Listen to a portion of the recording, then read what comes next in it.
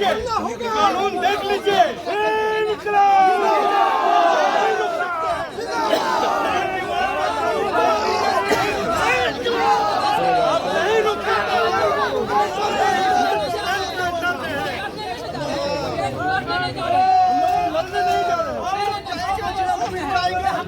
ये आपका इख्तियार में नहीं है रुकने का।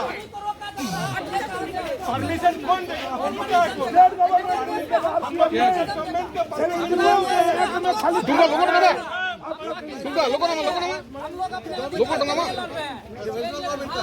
इसको हटाइए। अगर आपको दिया हक हो तो आप बोलिए, बंद कर दीजिए। आप बंद करके सबसे बोलिए। क्यों रोकते हैं? संवाद नहीं करने वाली सरकार होती है क्या? जनतांत्रिक होती है। और आप नोटिफिकेशन दिखा दो कि ये पूरी स्थिति पर अधिकार दिया गया है। केवल कंपनी जहाँ है उसी पर अधिकार दिया है, ये हमारी जानकारी। तो हम नोटिफिकेशन निकाले उसके पहले आप दिखा दीजिए आपको क्या अधिकार। और अगर इतने बड़े जनरल मैनेजर हमसे मिलने से डरते हैं तो हंसे की रोए हमको समझ में नहीं आता। हाँ? क्या बात है? क्योंकि बेचना चाहते हैं। भाई देश बेचना बंद करो, बंद करो, बंद करो। अंबानी की जागीर नहीं, अंबानी की जागीर नहीं। का रोजगार खत्म कर दे। कल पुलिस प्रशासन भी प्राइवेट सिक्योरिटी के बदले नहीं रहने देगा। क्या होगा? आपको देश के लिए काम करता है, किसी को कंपनी को नहीं तो डीएम को नहीं उसका चर्चा करना चाहते हैं। इसलिए अगर वो राहुल गांधी रास्ते पर उतरकर सबके साथ चर्चा कर रहे हैं, है ना, पार्टी का झंडा नहीं है इसलिए हम समर्थन दे रहे हैं, हम किसी पार्टी के साथ नहीं है, तो जीएम क्यों डरते हैं ये समझ में नहीं है। उसका पास जवाब नहीं है। कमाल है। हाँ, जीएम के पास नहीं है जवाब, हमारी ताकत लाजवाब। लाजवाब, हमारी ताकत लाजवाब, हमारी ताकत लाजवाब, लाजवाब, लाजवाब। हमको खोलो, गेट खोलो, गेट खोलो, गेट खोलो, गेट खोलो, आप दिल खोलो, गेट खोलो, गेट खोलो, आप दिल खोलो, गेट खोलो, गेट खोलो। श्रमिकों का अधिकार किसका है? हमारा। श्रमिकों का अधिकार किसका है? हमारा है, हमारा है। तो आप क्यों ये, और राज्य की पुलिस क्या कर रही है हमको समझ नहीं आया। राज्य को कुचल दिया क्या बंगाल में? कुचल दिया अथॉरिटी ने हमको घुसने देना। ये पूरा क्या आपका करो, ये है क्या ताल्लुक, पूरा ताल्लुक है क्या? बाउंड्री लगाई मतलब अपना हो गया, ऐसा नहीं। कल हम अडानी के संपत्ति को बाउंड्री लगाएंगे। ये नहीं, राज्य पुलिस का परमिशन देने का है। आज वो आदिवासियों का टन। अब देखिए 1971 में एक में नक्सला में हुआ था, खाली सिर्फ कारखाना, आपका पूरा प्रीमिसेस नहीं। चलो तोड़ो इसको, तोड़ो।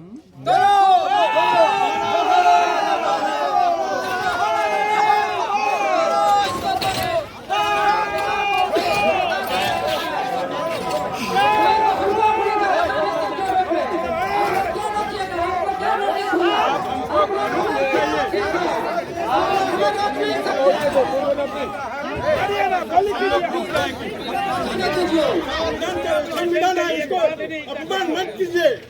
ये संविधान है भारत का। तो मारपीट करना है क्या? हम एक सवाल करते हैं, आपका हेड लेके आए। आप हमको ये दिखा दीजिए कि आपका ये इख्तियार का अंदर आते हैं, अब ये हमको रुकने का अधिकार है। आप हमको ये कानून दिखा दीजिए, हम लोग नहीं जा सकते। आपको क्या लगता है जो बिना कानून में हम कोई काम करेंगे?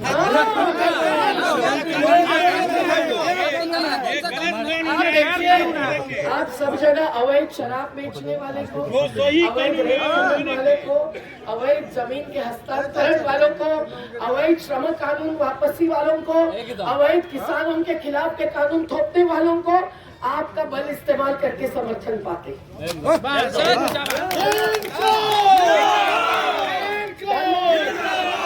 बाजू धरना दल और एक बाजू पुलिस बल, ये हमारे सामने खड़े करना। बोलिए उनको, आप बिल्कुल यहाँ बुलाओ। क्या हो रही है? हम चुप नहीं बैठ सकते, या तो हमको जेल में डाल दो या तो हमारे साथ बातचीत करो। नहीं तो दोनों गोली चीजें चलाओ, हो सकती है। आप कुछ लाठी चलाइए। चलाइए जिसको चलाना है। बिल्कुल गलत कर रहे हैं। आप भी तो किसी का बाप है। क्या पीएम ऑफिस से फोन आया है या रेल बोर्ड से फोन आया है, ये तो बताए जीएम साहब हमको। जीएम है खुद। ये तो बैरिकेडिंग के सामने खड़े हैं और प्रशासन का अब तक अता पता नहीं है। क्यों? क्योंकि वो बात ही नहीं करना चाहती है। क्योंकि हमारे मेवादी ने बोली कि जब जब सरकार डरती है तो पुलिस को आगे करती है। ये आज आंखें देखी हो रही है। ये मीडिया कर्मी, मीडिया भाई, सभी लोगों को भी नहीं चलेगा। थोड़ा पैसा है महिलाएं सभी साथी इधर आके 3,400 वो हमारे जन आंदोलन के राष्ट्रीय समन्वय का हिस्सा बन गए। इसलिए हम लोग यहाँ आए और हम लोगों को पता है कि वो बिल्कुल सही मुद्दे उठा रहे हैं। वो चाहे ओल्ड पेंशन का मुद्दा हो स्कीम का या यहाँ के स्कूल और हॉस्पिटल बचाने का मुद्दा हो। सबसे पहला मुद्दा है कि जहाँ 500 तक इंजन बनते थे, जहाँ वर्ल्ड रिकॉर्ड ब्रेक हो गया था, और आज जबकि एक एक पार्ट आउटसोर्सिंग करके अलग अलग कंपनियों से बनवा कर ये पूरा कारखाना केवल असेंबलिंग यूनिट बना दिया गया है।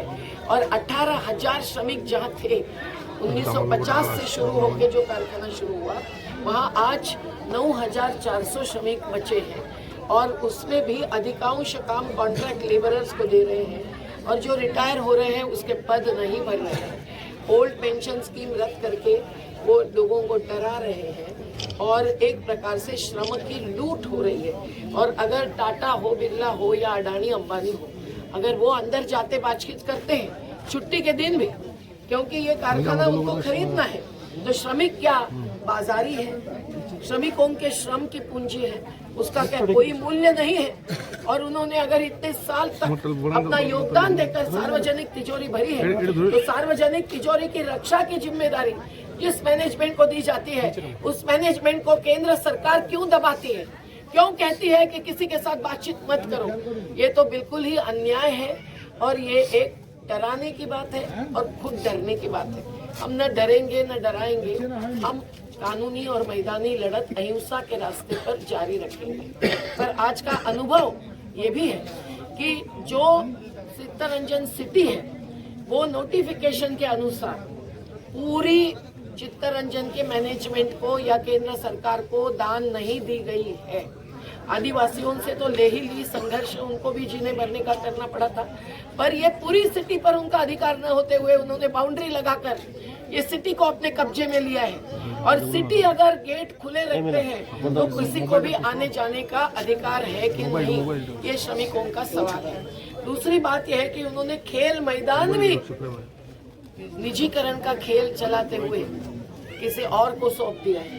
हॉस्पिटल भी नर्सेस और डॉक्टर्स के अपॉइंटमेंट बंद करके, भंगार करके केवल रेफरेंस सेंटर बना दिया है। स्कूल्स भी न चलाते हुए श्रमिकों के बच्चों को निजी स्कूलों में महंगा शिक्षा लेने के लिए जाने के लिए मजबूर कर रहे हैं। और सबसे गंभीर बात यह है कि ये इस कारखाने के 3,000 तक श्रमिकों को दाहोद ले जाना चाहते हैं। क्या ये गोधरा कांड के जगह पे रोजगार कांड भी करना चाहते हैं? लोगों को ये मंजूर नहीं है। तो राज्य सरकार से भी हमारी अपेक्षा है कि उन्होंने अपना हक जताना चाहिए। ये पूरी सिटी को बंद करने, बाउंड्री लगाकर ही नहीं, गेट लगाकर पुलिस फोर्स खड़े करके हमको रोकने का अधिकार केंद्र सरकार को नहीं है। ये राज्य सरकार ने, यहाँ के जनप्रतिनिधियों ने, मुख्यमंत्री जी ने आगे आकर कहने का समय अब आया है। और झारखंड और बंगाल दोनों सरकारों ने हाथ मिलाकर इस पब्लिक सेक्टर यूनिट को बचाना चाहिए। नहीं तो किसानों ने, आज हमारी संयुक्त किसान मोर्चा की मीटिंग चल रही है, मैंने यहाँ आने का तय किया था, इसलिए मैं कमेटी की मीटिंग में नहीं जा पाई, लेकिन हम लोग न्यूनतम समर्थन मूल्य MSP पर भी बहुत बड़ा आंदोलन चलाए बिना नहीं रहेंगे। हमको गैर बराबरी खत्म करनी है। MSP देने के लिए इनके पास पैसा नहीं है, सरकारी स्कूल चलाने के लिए इनके पास पैसा नहीं है, स्वास्थ्य सेवा देने के लिए इनके पास पैसा नहीं है। हर चीज में कंपनीकरण घुस गया है। तो अडानी अंबानी रोज 1000 करोड़ से ज्यादा कमाई करते हैं और हमारे श्रमिक कहाँ जाएंगे, कैसे लड़ेंगे? तो ये अगर संवाद नहीं करते हैं तो बेइज्जती हमारी नहीं इनकी होने वाली है। हम देखेंगे, हम भी देखेंगे ये करके हम दीदी अब तक पुलिस बार बार कह रहे हैं कि 5 मिनट में यहाँ आकर जेएम साहब से बात हुई और एक मुद्दे पर हमारे श्रमिकों ने है ना कॉन्ट्रैक्ट लेबर हकीम टुडू से लेकर अमित भाई तक सभी ने बातचीत रखी और साफ किया उन्होंने कि हम कोई प्राइवेटाइजेशन की तरफ नहीं बढ़ रहे हैं। हमारी जानकारी अलग है। हमने पूछा कि क्या टाटा के लोग यहाँ चर्चा के लिए आए थे, बोले नहीं, ये गलत जानकारी है, हम मान लेंगे। हमने पूछा कि क्या 3000 श्रमिकों को दाहोद भेजने की तैयारी चल रही है, उन्होंने कहा नहीं, हम मान रहे हैं, क्योंकि वो तो राजनेता नहीं है कि झूठे आश्वासन दे देंगे। तो अगर ये जो उन्होंने एक आश्वासन किया है उसके खिलाफ अगर जाएंगे तो संघर्ष के सिवाय दूसरा रास्ता नहीं होगा। कॉन्ट्रैक्ट लेबरर्स की तरफ से हकीम भाई ने बात रखी तो उन्होंने कहा कि हम देखेंगे, क्योंकि 350 से 500 तक न्यूनतम वेतन न्यूनतम होना चाहिए केंद्र सरकार के नियमों के आधार पर। इनको तो मैक्सिमम 300 मिलता है और काम कॉन्ट्रैक्ट लेबरर से ज़्यादा करवा लेते हैं। इसलिए आज बहुत सारे कारखाने प्राइवेट भी और पब्लिक सेक्टर के भी कॉन्ट्रैक्ट लेबर्स पर चलाना चाहते हैं ताकि प्रॉफिट ज़्यादा हो। हम तो सार्वजनिक उद्योगों का प्रॉफिट रोकना नहीं चाहते, पर कॉन्ट्रैक्ट लेबरर्स का शोषण हो इसका हम विरोध करते हैं। ये बात हमने उनके सामने स्पष्ट की है। इन्होंने जो कहा अमित भाई ने इस यूनियन की तरफ से कि एक पद खाली होता है तो उसमें भर्ती नहीं हो रही है, उन्होंने कहा ऐसा नहीं हो रहा है, पर हेल्पर जैसे पद से वो नहीं भर्ती करना चाहते हैं, ये उन्होंने साफ बात की। अब अगर हेल्पर्स पहले होते थे उसके कारण कार्य ज़्यादा होता था काम, और एक मैनेजर को प्यून लगता है, एक वॉचमैन लगता है, एक सेक्रेटरी लगता है, एक पर्सनल सेक्रेटरी लगता है, एक चाय पिलाने वाला लगता है, तो वर्कर्स को भी तो अधिकार है कोई असिस्टेंस लेने का। पर उन्होंने उसके बारे में साफ किया कि हेल्पर्स को हम अपॉइंट नहीं करेंगे। और जो इनका कहना है कि अब ये असेंबलिंग यूनिट बन गया है, बहुत सारे पार्ट्स इंजन्स के बाहर से उत्पादित होकर यहाँ आते हैं, उन्होंने कहा ऐसा नहीं हो रहा है।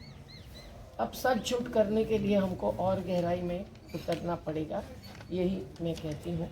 और इन्होंने कहा कि भाई न्यू पेंशन पॉलिसी चाहिए, उन्होंने कहा कि मेरे हाथ में नहीं है, जो ऊपर से पॉलिसी है वही मुझे मंजूर करनी पड़ती है। हम मानते हैं कि मैनेजमेंट भी कई बार हेल्पलेस होती है, पावरलेस होती है कुछ मुद्दों में, पर हमने कहा कि अगर झारखंड ने, राजस्थान ने, पंजाब ने किया है तो फिर आप क्यों नहीं करते? तो बोले हम स्टेट गवर्नमेंट नहीं है, हम सेंट्रल की बात है। तो राज्य सरकार हो या केंद्र सरकार हो, भाई सरकारी कर्मचारी एक ही प्रकार के होते हैं और 7th वेज कमीशन सबको लागू होता है। तो आप हजारों से पेंशन को 1500 2000 तक ला रहे हैं, ये तो किसको मंजूर होगा? अडानी अंबानी की बात से तुलना नहीं कर रहे हम, उनको उतने करोड़ रुपए मिलते हैं रोज के, पर कम से कम ओल्ड पेंशन पॉलिसी लागू करनी चाहिए, ये बात हमने रखी। आज मध्य प्रदेश से लेकर हर राज्य में बहुत संघर्ष चल रहा है। सरकारी कर्मचारी और अधिकारी भी एक होकर खुद सरकार के खिलाफ लड़ रहे हैं, इसकी हम चेतावनी आज दे रहे हैं।